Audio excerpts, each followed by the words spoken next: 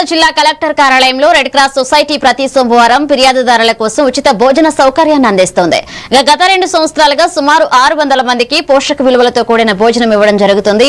ఈ సేవా కార్యక్రమం జిల్లా కలెక్టర్ సూచన మేరకు అమలు చేస్తున్నారు. అలాగే ప్రస్తుత కలెక్టర్ వినోద్ కుమార్ అందిస్తున్న సహకారానికి రెడ్ క్రాస్ సొసైటీ కృతజ్ఞతలు తెలిపింది. ఇక భవిష్యత్తులో కూడా ఈ సేవ కొనసాగాలని ఆశాభావాన్ని వ్యక్తం చేశారు.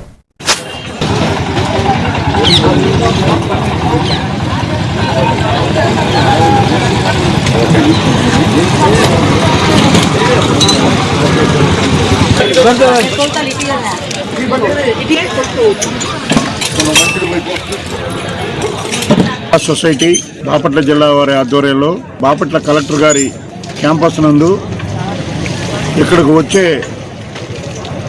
కంప్లైంట్ దారులందరికీ కూడా రెడ్ క్రాస్ తరఫున 2 సంవత్సరాల పాటు రెడ్ క్రాసు టిఫిను ఏదో ఒక అల్పాహారం ఏర్పాటు చేయడం జరిగింది.